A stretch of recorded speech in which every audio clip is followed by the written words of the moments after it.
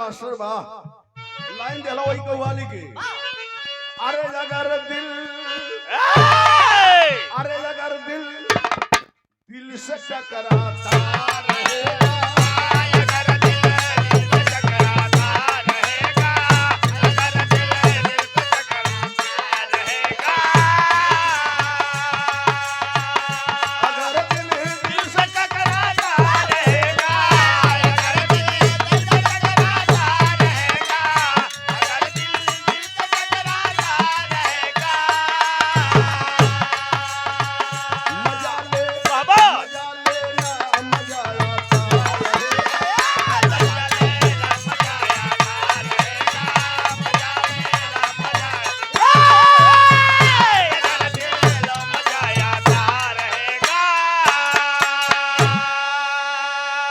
भक्ति करे खातिर दुनिया में मोक्ष पावे खातिर कोनो जरूरी नहीं बा कि मंदिर में जेबो जाके रामलला का दर्शन करबो तो कुछ हो जाए। विचार आदमी का बढ़िया होना चाहिए। लिखत हवन कवि जी कि अगर मन अरे अगर मन राम में रमता रहेगा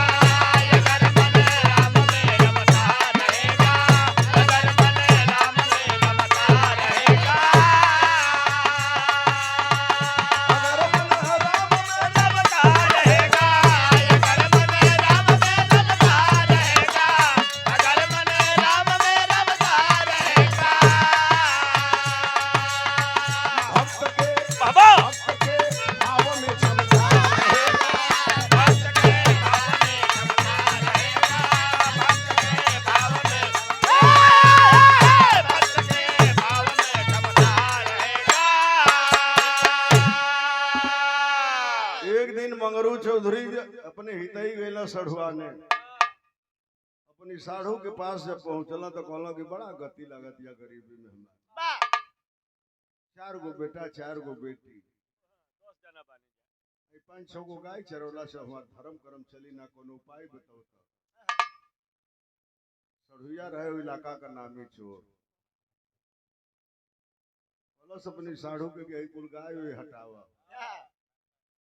2 गो सेवरी रखले बानी एगो लेला नकब काटे वाली कलश के एगो लेला राती के मर्दे नकब काटा घर में से लोगन के सोना चांदी रुपया पैसा लेके मौज करा लोटा थरिया को मंगरू चौधरी कहलन रे मर्दवा हम कृष्ण जी का पुजारी हैं चोरी कर कलश के मर्दवा कृष्ण भगवान से बड़का चोर के रहे केहू के घर का माखन छोड़ले बने चोरा के निखा खैले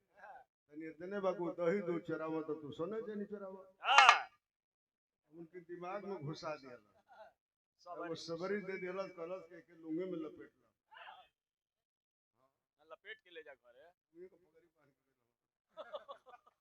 कलश के में लपेटला पुलिस देख लिया सर रास्ते में जेलियो चल गईला मंगरू आ 2-3 गो हितन के बोलौला कहला के कुल गाय घाल ले जा हाथ के मरवा गाय हम देश का बवाले जंगल लेके घूमत हाथ में ई का करे लगल आप सुना का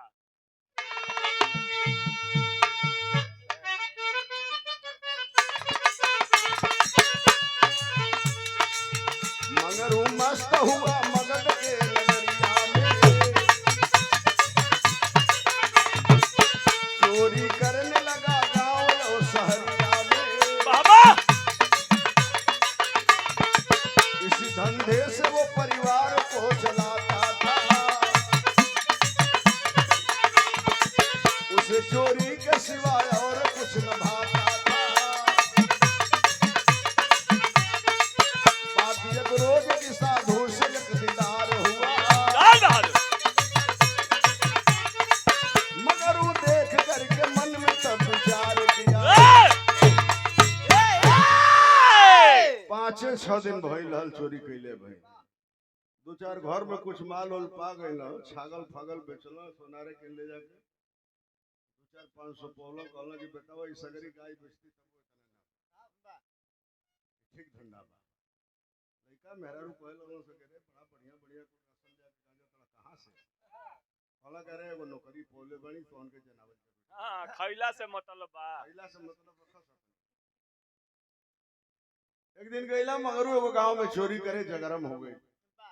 गांव वाला लाठी बरछा भाला लेके चहटना सब भागत भागत एगो जंगल में गईला, ओई जंगल में छिप गईला। गांव वाला कहला था कहीं भाग गए, चला लौट के चला। ओई जंगल में कुकुर के बैठल हो एगो पेड़ की तरह, कहला साला ई बहुत खतरनाक हो धंधा बा, पकड़ा जाई तो कोनो पंजरी में भाला पीस दे। धीरे धीरे जब सवेर होके लगा, एगो महात्मा जी नदी किनार से स्नान करके पूजा ध्यान करके लोटा बड़का लेके पितरहा आवत रहना। जब महात्मा जी पर नजर ओकर पड़ल, कहला कि आवा आवा ओए आवा हम जोते बानी। और ये परम आदरणीय रामदास मास्टर साहब गुरु जी महात्मा जी लौकला तो कहला मंगरू चौधरी की कल लोटा ले ले बड़ो 5-7 किलो का। ओए आवा बढ़िया। आवा। महात्मा जी जब लगे इन तो कहला हे महात्मा जी खड़ा हो जाओ, सावधान। महात्मा जी कहला भाई कैसा ना, कहला अरे बेटा हमसे कौन काम बा, कहला बतावा तनी सुना ना हो जाए का बड़ा काहे घबरा बिरहा में वो गीत लगल का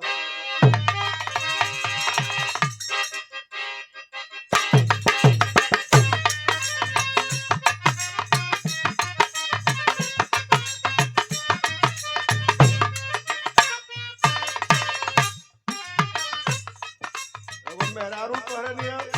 करिश्मा सुतल रहल, ओकर मरद बड़ा रुपया लगल रहे दवाई खियौलस, सुई दियौलस, कहलस डॉक्टर की घंटा में आराम हो जाई, चौचक हो जाई। घूम के आई तो ओही में सुतले रहे।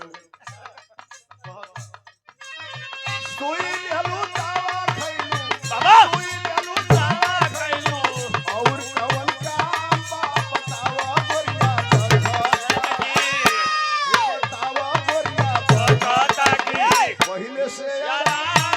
बतावा गोरिया बताता की पहले से आराम बताए बताता की पहले से आराम बतावा गोरिया बताता की। साधु से कहला मंगरू चौधरी, कहेला मंगरुआ बात, कहेला मंगरुआ बात, साधु से भिखारो हमारे बात मान जा। ए हमारे बात मान जा,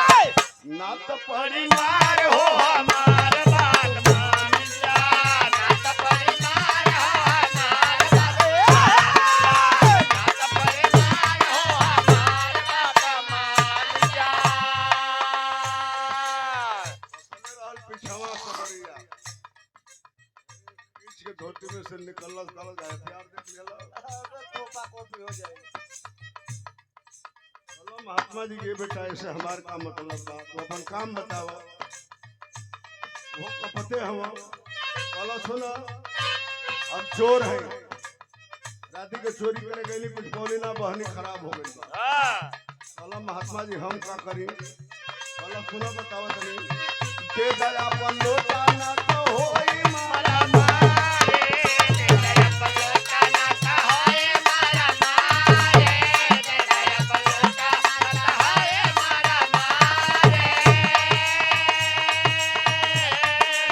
आले बुखार जेवन पढ़ल झोटाता,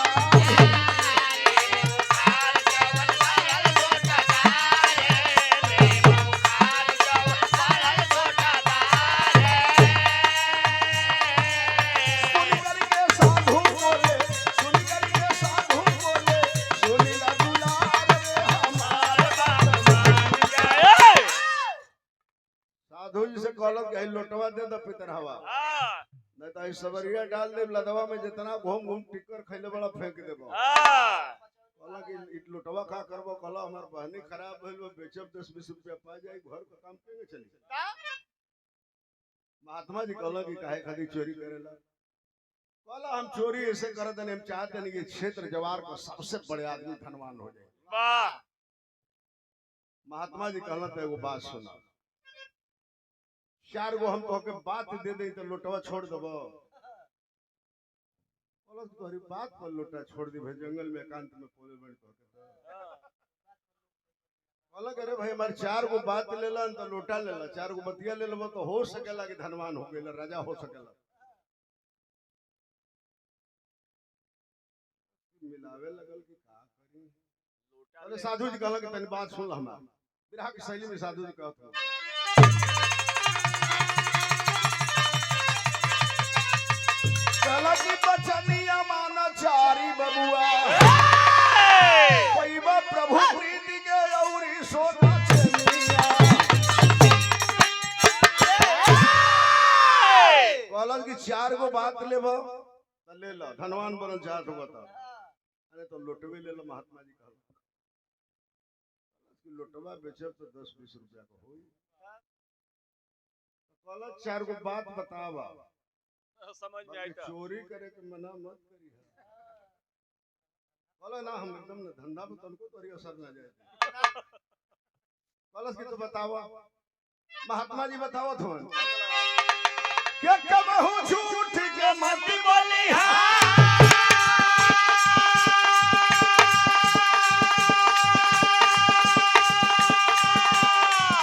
अब केतनो विपद परे बरिया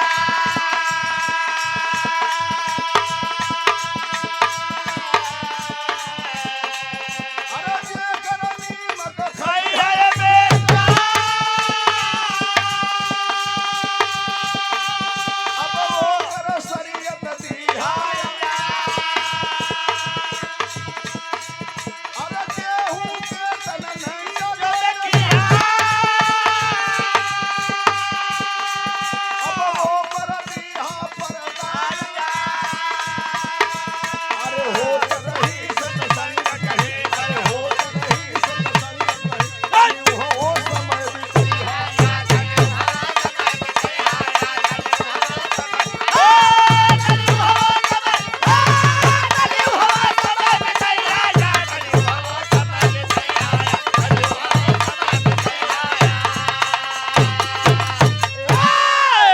महात्मा जी कहला कि पहली बात हमार खूंटे गठियावा आज की बात जिंदगी में करता है कहला कि झूठ ना बोलो कहला मंगरू चौधरी चला पक्का हो दूसर की बात कहला कि चोरी खूब धूमधाम से करा लेकिन एगो बात सुन लो जकरी घरे का नमक खा ले लोहिया ओकरी घरे आज से चोरी मत करिया चला चला यो बिन बरा हाँ बिन बरा के होई। तीसर की बात कहला महात्मा जी के मर्द होके चाहे मेहरारू होके ओकर शरीर अगर नंगा देख लिया तो जरूर एगो पर्दा डाल दिया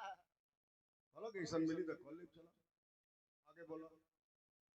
कॉलेज की कौनो इमरजेंसी काम से जात रहेगा रास्ता में कई भजन कीर्तन सत्संग होत होके तो दिन बेटा जरूर कुछ समय गवा दिया वाह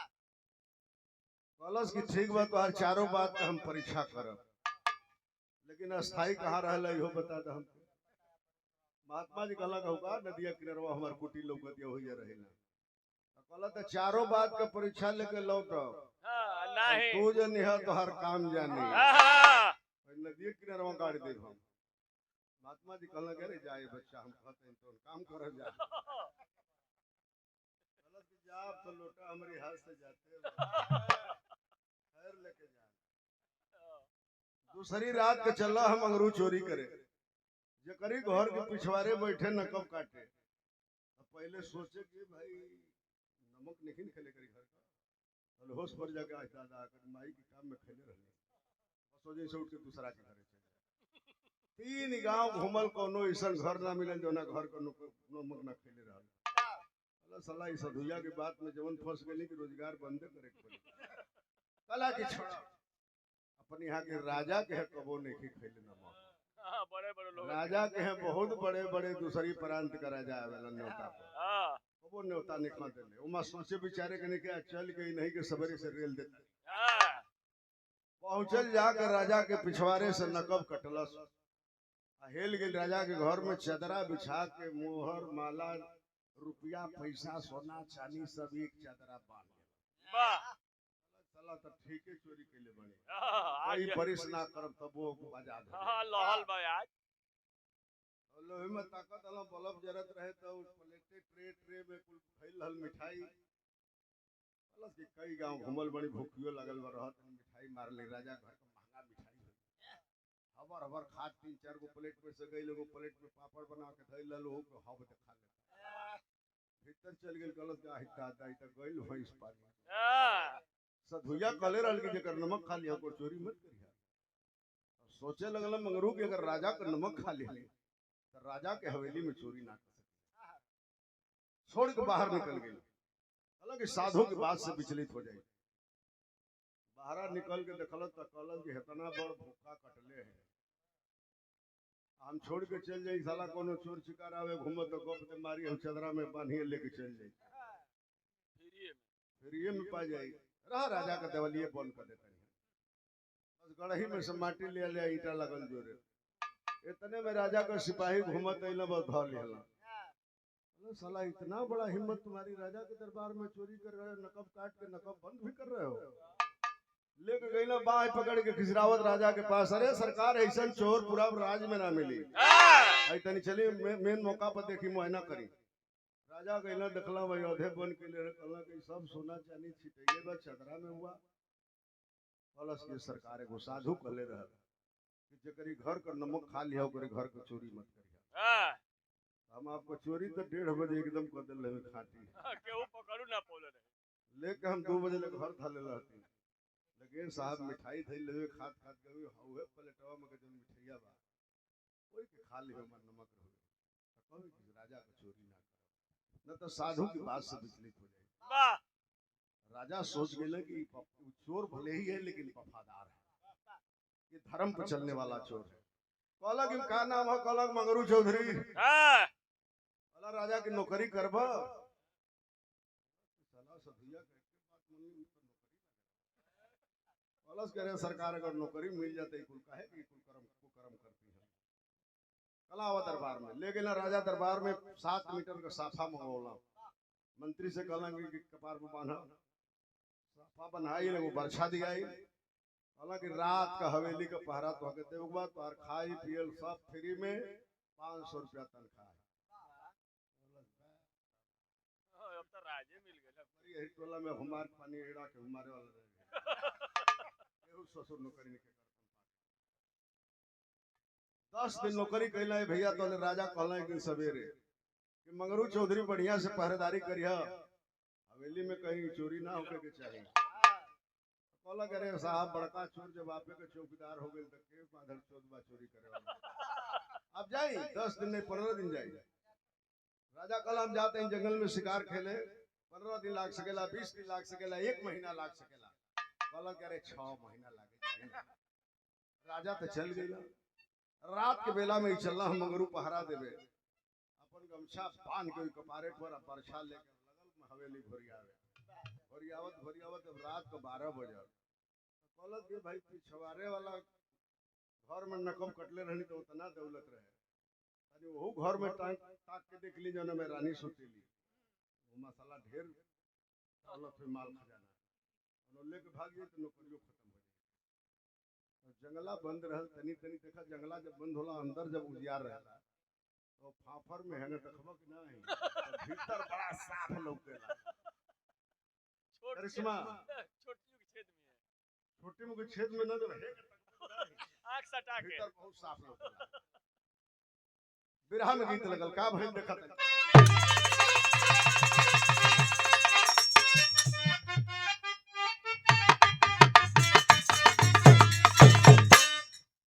गीत के गावे हमरे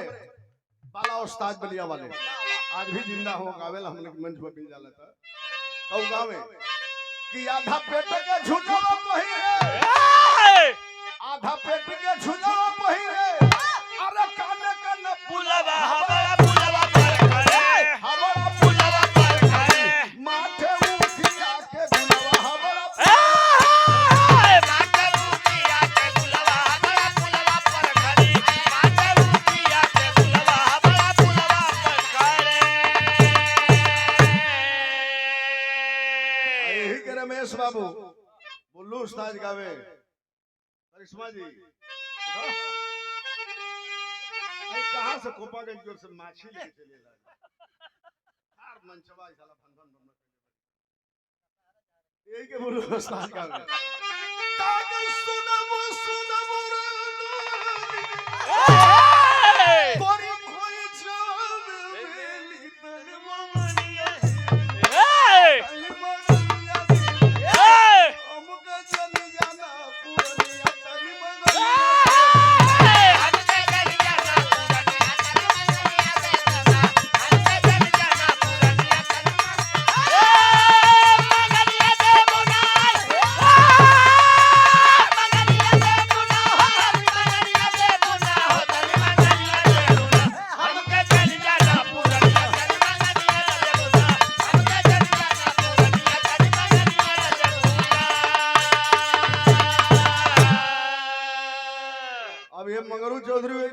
कमरा में झांकत हूँ का भाई भैया कि देवेला पहाड़वा मंगरू ए ओई राजा तारा बराबर राम खतरवा भइले ना राम खतरवा भइले ना उनके मंगरू के कपरवा राम खतरवा भइले धन के मंगरू के कपरवा राम कतरवा भइले ना धन के मंगरू के कपरवा राम कतरवा भइले कतरवा भइले ना हो राम कतरवा भइले ना हो राम कतरवा भइले ना हो राम कतरवा भइले ना धन के मंगरू के कपरवा राम कतरवा भइले धन के मंगरू के कपरवा राम कतरवा भइले ना खतरा का भइल का भैया मंगरू चौधरी जो मैं झांकत हूँ देखल देखुरी दादा कि देखेला अरे सुतल रहली नंगी रानी ए आउ नहीं गई अरवा राम कतरवा खतरवा भइले ना राम खतरवा भइले ना सोचे लगल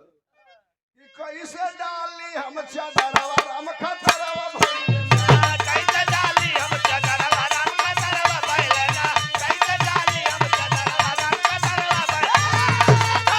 भइले ना हो राम कतरवा भइले ना हो राम कतरवा भइले ना हो राम कतरवा भइले ना कैसे डाली हम चदरवा राम कतरवा भइले ना कैसे डाली हम चदरवा राम कतरवा भइले ना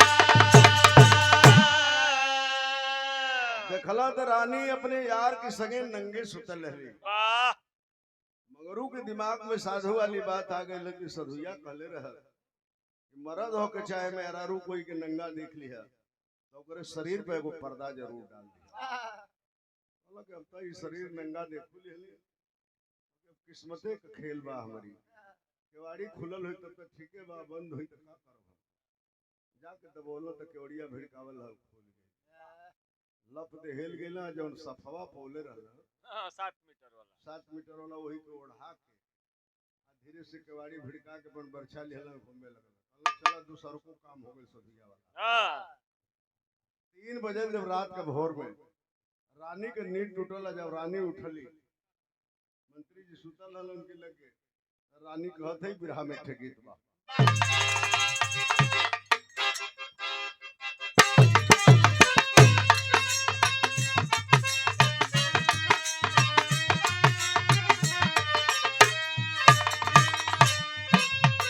चेहरा से आवेला बाबा के दिलावा हो दुनिया से आवेला बाबा के दिलावा हो दुनिया से आवेला बाबा के दिलावा हो दुनिया से आवेला बाबा के दिलावा हो दुनिया से आवे लाल मैना आई रे सावरिया दुनिया से आवे लाल मैना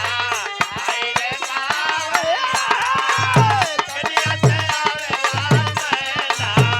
आई रे सावरिया मंत्री जी के जगौली हाली हाली जगला आंख मलते हुआ बोले रानी गली हाई दई तमाशा देखा नंगी बादानिया पे डालल के चादरिया हो नंगी बदनिया पे डालल के चादरिया हो नंगी बदनिया पे डालल के चादरिया हो बोले कि हाई देखा हमने का नंगे सुतल वाली हाई कैसन चदरा हमने के ऊपर के डाल देले बा मंत्री जी को भक दे आंख खुलल जब देखला तो पहचान गइला कहला का रानी से मंगरू के बाटे काला करिया हाय रे सावरिया ई ताना रुख बाटे काला करिया आई रे सावरिया ताना रुख बाटे काला करिया आई रे सावरिया मंत्री जी पहचान गइला ओ साफा के भला साला ई साफा मंगरुआ के कपार पर बोलले रहली राजा के सामने दरबार में आ राजा के सामने कहले रहल कि झूठ जिंदगी में ना बोल सकिला एगो साधु कहले बा कहला के रानी बहुत दिन ले चुप चुप खेलली जा और हम ई राजपाट छोड़ भाग रानी कहली कि ऊ कहे कहला के बतावत है जहिया बिपिनवा से आ गई है राजना हो जहिया बिपिनवा से आ गई है राजना हो जहिया बिपिनवा से आ गई है राजना मंगरू बताए दी है सगरी बरनावा हो बताई है सगर बयाना हो मंगलो बताई है सगर बयाना ये कहिया कटी जाई हमारी मौरिया आई रे सावरिया दैया कट जाई हमारे मोरिया आई रे दैया कट जाई हमारे मोरिया आई रे सावरिया कहला मंत्री जी की जहिया राजा जंगल से आ गए शिकार खेल के तो हम जानतनी रानी की अभी करिश्मा जौन हमन के देखले बा तो साफे साफ बता दे अब बता दे तो राजा हमके फांसी पे लटका दी तो रही जीव न खाई घी हमके जाए दिन दूसरी प्रांत में कोनो राजा के हम चपरसियों को नौकरी करके जी ले ठीक बा रानी कहली कि इतना मत हो जा मोहब्बत में इतना डराइल ना जाला तो जा राजपाट का काम देखो हम ऐसा काम करब कि नमगरुआ रही न अला पर राजा से बात के कही अलग चला तब तो बुढ़ौती ले प्रेम चली आहा राजा चल गए दरबार में राजा चल गए दरबार में अपन काम धाम देखे लगल मंत्री आ रानी सवेर भइल मंत्री जी चल गए सवेर भइल त लौड़ी के एगो सिपाही के बुलौली माली के सिपाही से कहली कि माली के कही था कि रानी बुलौले ही दरबार में आदेश बोलस फुलवारी से माली चलल रानी की हवेली में गई बोलस के सरकार का आया आदेश बा कहले कुछ रुपया पैसा सोना चांदी ले ला आ फिर जवन कहबा काम होइला पर सब दे दे 12 बजे के बाद एगो आदमी जाई तोहरी लगे आ कही कि रानी फूल मंगले बाड़ी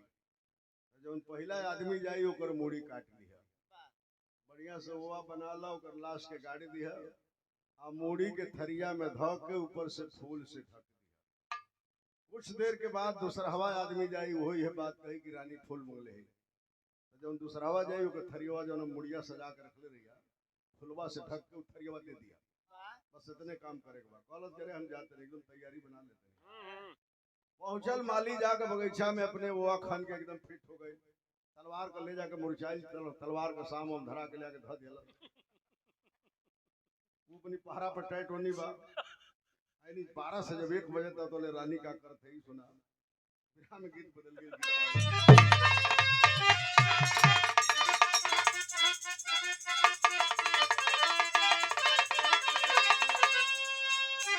आरे भोरवा में रनिया बोलावे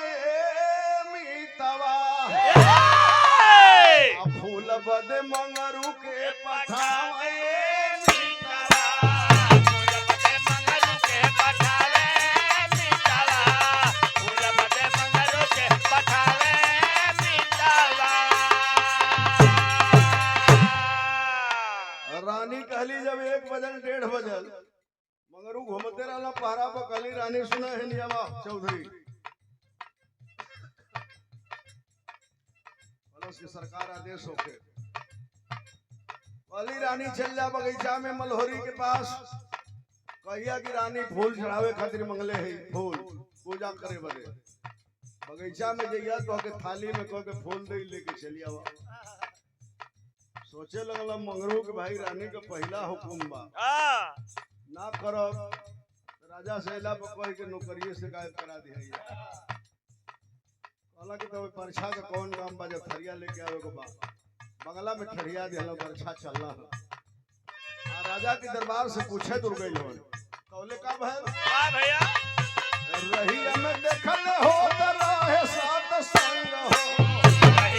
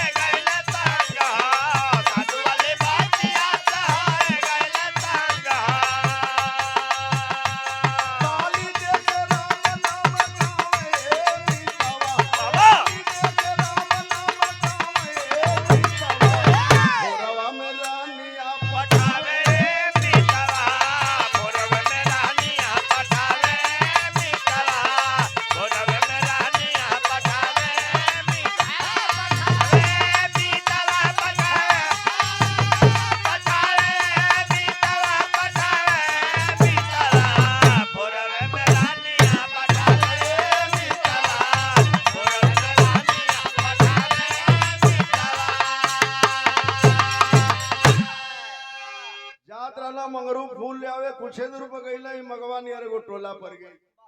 ओही में कहू के दुआरे सत्संग होत रहल कहलो के भाई सधुइया कहले रहल कि कोनो इमरजेंसी काम से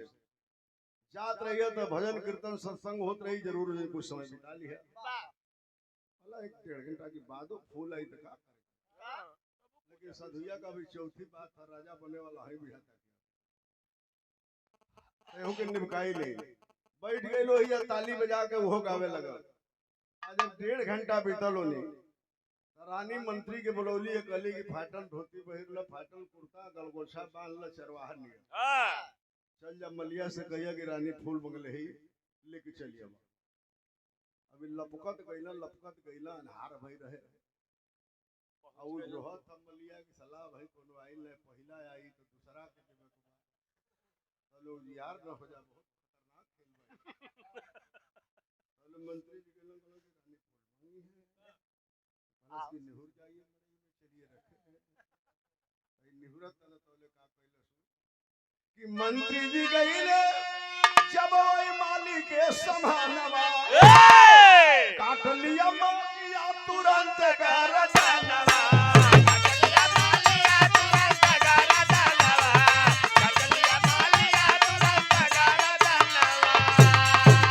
अरे थलिया में रखी के सजावे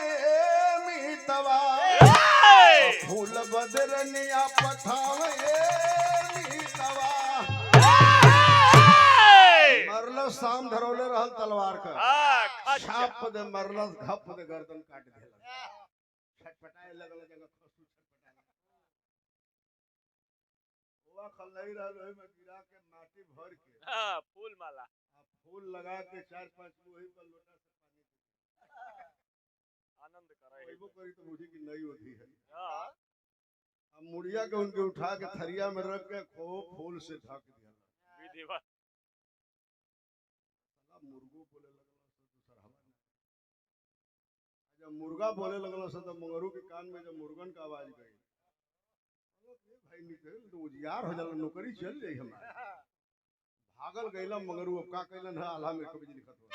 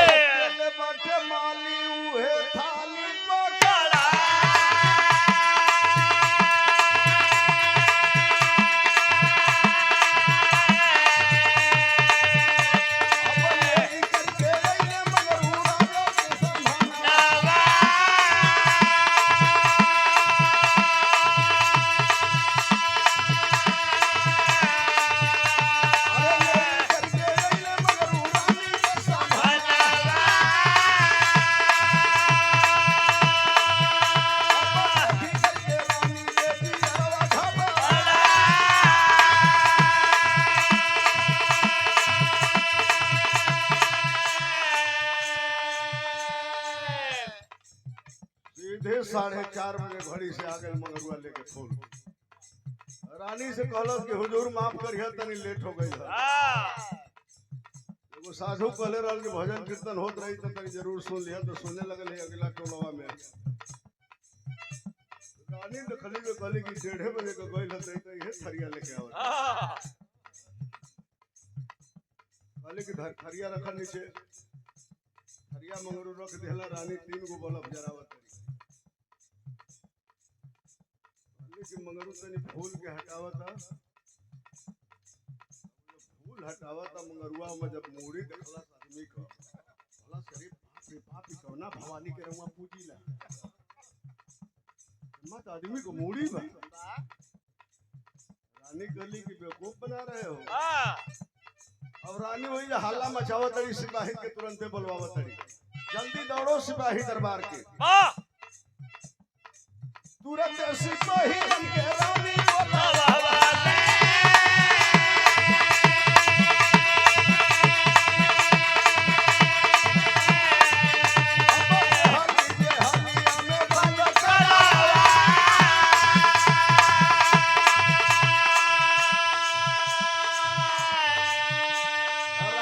शोर मचौली दरबार के सब सिपाही आ गए।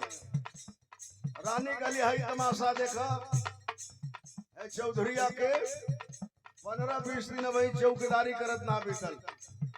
मंत्री बनला के लालच में मंत्री जी के मर्डर करके मूड़ी लेके भागत रहल। पता नहीं लाश कहाँ छिपा देले। हमार नजर पड़ गई पकड़ गए। खाली सिपाही से इसे मार करके हवालात में डाल दो। अबे भाई दरबार का सिपाही रानी का आदेश, रानी का आदेश मार के हाथ गोड़ तोड़ देला सब। ले जाकर उठा के जगह सुअरा के बांध के टांग के ले जाला सर। वही के टांग के ले जाकर चला तो हवालात में कलश भौसड़ी वाला मंत्री बनोगे, मंत्री बन मार मर्डर कर दिया रे भौसड़ी वाला दरबार में। वही में परल बाप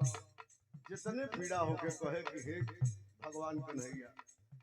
जेल में तोहार जन्म में भाई तोहार भक्त है तो ठेल दिला हम लेकिन जेल से जहिया जमानत हो जाए तो साधु हित के तनी चलती तो हम ख्याल करते बनौलो तो हमके खूब धनवाना बड़े आदमी। सिपाही जा से खाना लेके तो 5-6 गो सिपाही रहना सब बहुत बेहया। 2 रोटी 10 तो 10 लाख मारा सब के रोज उठौना मारा सब 10 गो सिपाही रहना सब मारा सब गरियाओ सब माधर चोट मर्डर कर दिया।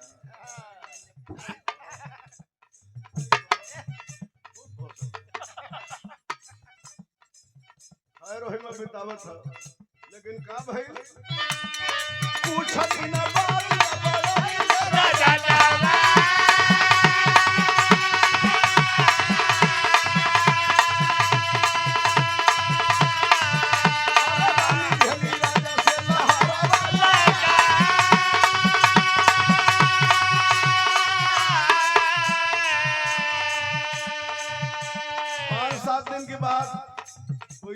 तड़फत हो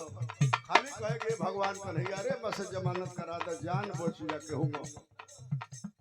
चल गई हड्डी टूट देले बड़ा सा जोड़वाई बात करता।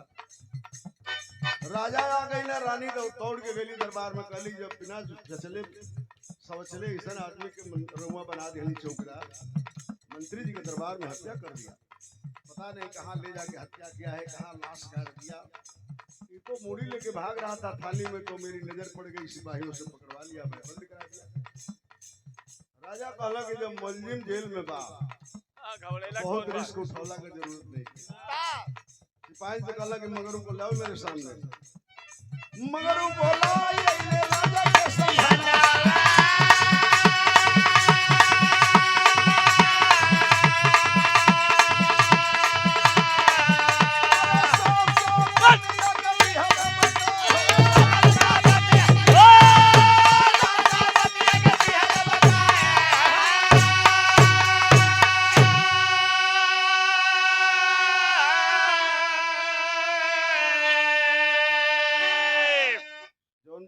सिपाही रहला सब बाह पकड़ के खींचत ले गेला सब थपड़ा से मारे कोई करता चल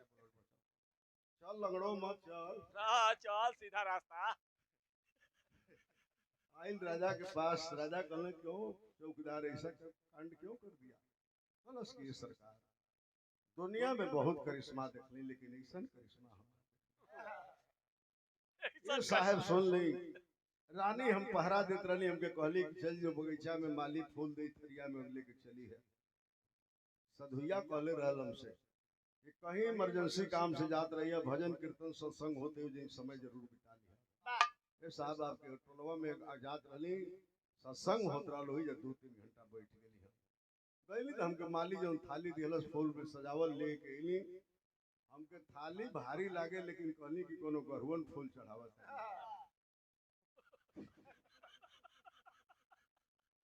रानी के फूल है कि काहे के छुई। रानी कहली फूल हटावा हटौली साहब में आदमी के मुड़ी रहल कहली तो मंत्री जी में आंखों मुना गइल बा ताकत ना हल्ला क के रानी सिपाही के बुलवा लेली हाथ मुड़ तुरवा के हमर जेल में बंद करा देली सरकार के मां तन को झूठ ना बोल सकेला और साधु को कसम बाकी झूठ ना बोल सकेला। वाह वाह। राजा कहलक अच्छा तू बैठ। वो सिपाही जो रात को छुटे हैं पहरा से तो जो छुटे हैं उसमें 5 सिपाही बुलाओ। 5 गो सिपाही भाई सुत ही जात रहल दारू रूपी राजा का आदेश भइलू चलिए ल सर राजा कहला कि जाओ बगीचे में माली को बुला के लाओ पकड़ के लाओ उसको अब साला सनकत जाता से घामे में आऊ बैठल बा अपनी फुलवारी में जब सिपाही के देखल दूर से चलो ये भाई इन्हीं सिपाही का कौन काम है बड़ा दंदनावत बोले जाके सिपाही कहला तो करे भोसड़ी वाला मर्डर कर दिया है तने कहता ना तो हर हर हर हर पेशाब कर नो भाई ढाके घिसरावत ले लो चल चल चल राजा के दरबार में खींचत ले लो सर राजा के सामने यही आई गलत करे तो हाई सरकार की खाली जान बकस दे हम सगरी बतिए बता दी हमारा प्राण मत ले राजा साहब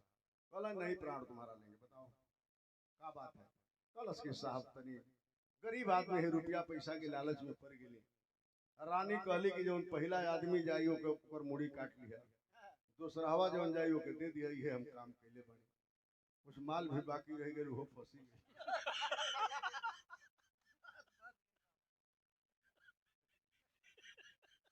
तब मंगरू चौधरी कहला कि ये सरकार हरामी जो तोहरी मेहरारू के संगे कुकर्म कैले बात मरी गेल सुनतो नहीं थे आप आई रहती तो हम बतौले रहती तो वह हलिया भइल है जो हो गइल बा पहले ही वह हलिया हो गइल बा जो बतौले रहती साफ साफ आपके ऐसे ऐसा बात पर पहरा देत में साधु की बात के मान के हम अपन साफा उड़ा देंगे एकर मतलब कि हमार साफा पकड़ाई हमके मारे की योजना ई दोनों मिल के बनौलन तो यही के कहले है कि जाको राखे साइया मार सके न कोई बाल न बाका कर सके जो जग बैरी हो राजा कहला सिपाही से कि ढिढोरा पिटवा करके आप पूरे प्रजा को कल राज में बुलवाइए दरबार में अब सिपाही ढिढोरा पिटला से पूरा प्रजा जुटल राजा के हैं जब राजा के प्रजा जुटल तो राजा साहब कहला मंगरू चौधरी तनी पूजा नहा हुआ क्या हुआ फ्रेश होला कहला कि साहब तनी हल्दी तेल चढ़ाता हुआ बहुत बात था कहला सिपाही से हल्दी दूध पिला दो भाई कहला कि भाई हमरो अंतिम इच्छा पूछल जाता गैल हल्दी दूध पिलत नहा के आई राजा हाथ जोड़ के प्रजा के सामने खड़ा हो गए आ कहला कि हम राजा हैं इस प्रजा के दरबार में मेरी ही पत्नी मेरे पीठ पीछे इतना बड़ा घात करती है जिसको मैं नहीं जानता हूं तो इस प्रजा को कैसे चला पाऊंगा राजा अपन ताज उतार के सिर पर से अब मंगरू के कपारे पर सिंहासन पर बैठा के कहला कि हाथ जोड़त नहीं आज से इस राज के राजा मंगरू चौधरी होंगे वाह ताज पड़ल ओकरे घर में फूले लागल जब ताज रखाई तो लगल फूले ओकर दर्द लगल दसों सिपाही के कलर की मार धड़ से बड़ी लात मरले राजा का कहने आवा भाई राजा के गलनिया अरे सोचे मनवा तो तरीके राजा राजा धनिया के गईले बना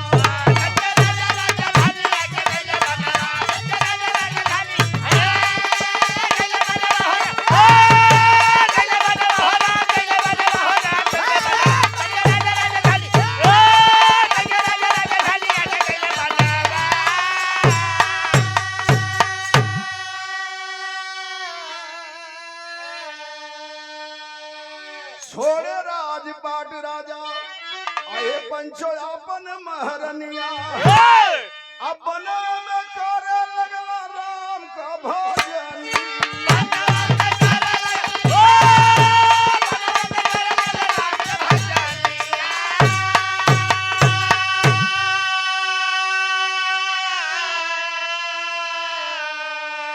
राजा मंगरू चौधरी के राजा बना के जंगल में सन्यासी हो गई ना छोड़ दे पत्नी कहला क्या तुम्हारी हत्या करेंगे अब मंगरू चौधरी इस राज के राजा हैं जो सजा देंगे तुम्हें देंगे हम तुम्हें पाप नहीं करेंगे छोड़ के राजा सन्यासी हो गया लेकिन मंगरू जब राजा भइला जो बढ़िया से सिपाहियों से बोलो सो कि का भैया दर्द ढेर बा उन्होंने के छटल से कलश के हे 10 माधड़ चौदों को 5 घंटा रोज धूप में खड़ा कराओ खाने के बदले रोज 10 कोड़ा दो, बिना तनख्वाह का 3 वर्ष रखेंगे इनको। रहना है तो वो रहो। मरलस बड़ी मार मरलस, सिपाही से मरवावे, हो सके नौकरी से छोड़ा दी, कहलत जान ना छोड़ो बेजी छटे के बाद। राजभर रानी के कहलत कि तू रानी बन के ना रहबू, ना है। अब जे दासी बन के लौड़ी बन के रहो, खाना पानी दाना कुल करावो, मेहरारू भोजन बनावो। हाँ, मंगरू चौधरी गईला वही नदी किनारे महात्मा जी के पैर पर गिर गईला, कहलन कि महात्मा जी आपकी बात सिद्ध भइल, आदमी जो धर्म पर कर्म पर चले तो उसे मंजिल मिल ही जाती है, वाह, उसे सच्चा मार्ग मिल जाता है। और भगवान का बहुत बड़ा लिया आसान हुई। मगध पटना की नदी किनारे, गंगा के किनारे भगवान कृष्ण का वही मंगरू चौधरी ने मंदिर बनवाया और साधु जी को अपना गुरु बना लिया। तो कहना है कि धन्य बने मंगरू, अरे जवन दिहले ज्ञानवा, राजा राजधानिया के गईले बला।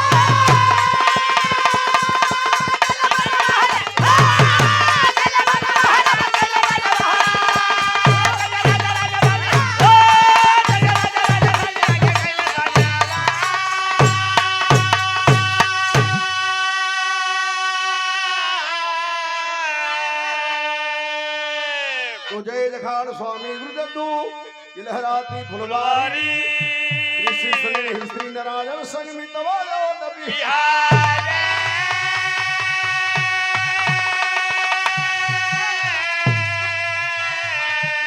अरे बचनिया माना चारी बबुआ,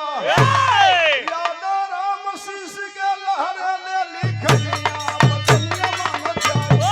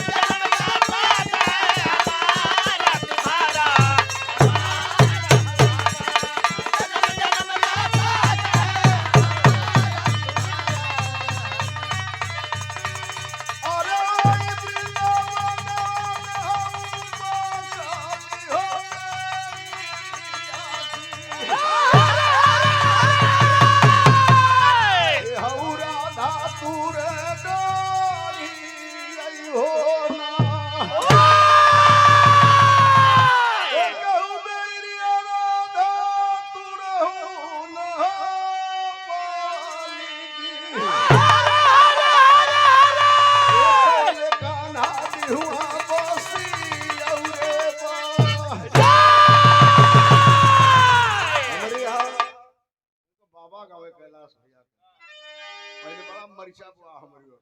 तो मरीचा में मचान डाला, रतिया खानी घर रोजवा परेशान रतिया गाँव में वो एगो लड़की गाँव में हमके आज याद बा, तो गाँव में गाजी ही गाजीपुरा गाँव झका झुमाना हो दराजिया की, नियारा सड़ा के तेजुआ हो सो,